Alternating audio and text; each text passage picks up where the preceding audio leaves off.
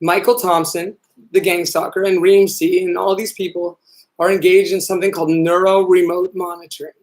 Now, what is that? Well, it's exactly what it sounds like. They're observing my brain from a remote location. Like, and not my brain, but like my frequency, so they can read my thoughts. And well, frankly, you can do that with a soul. You can kind of intuit what people think and feel. People do it all the time. And you don't need a fucking computer program, if I could tell you. But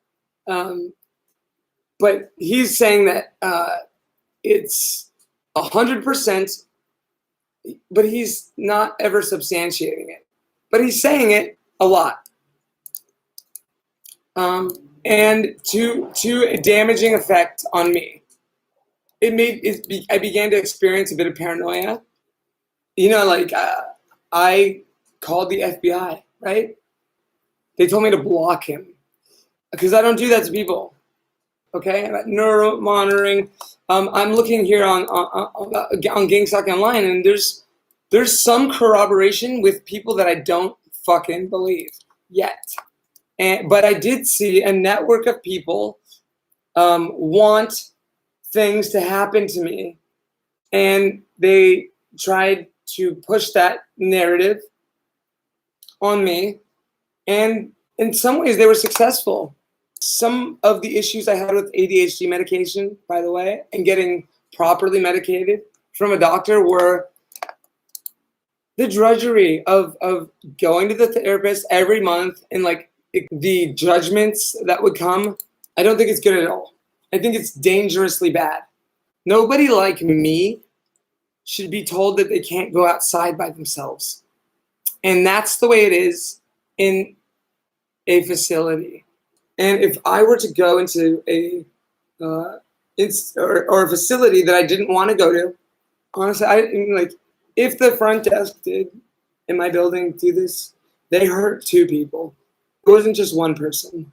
And I had my reasons for doing what I did.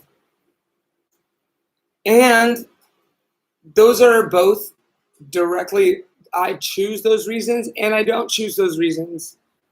If that makes any sense. Like, there are some reasons that are involved that are because of my lack of knowledge on things.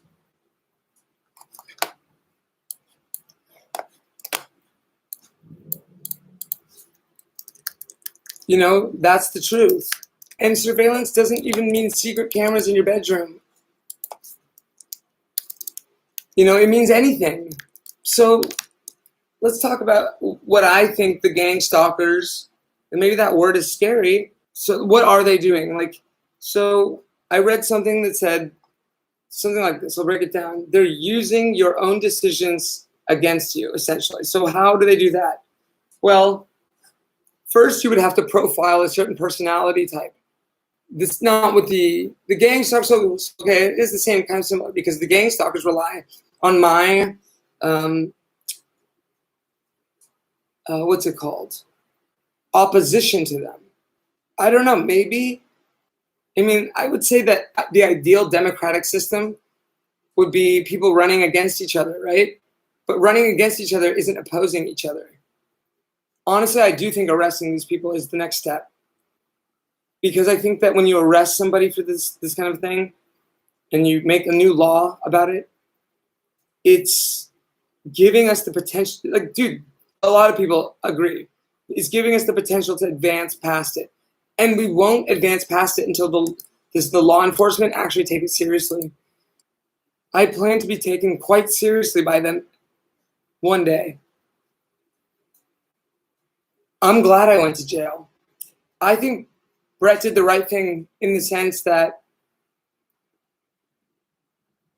I was able to get in touch with God in the cell, in a jail cell.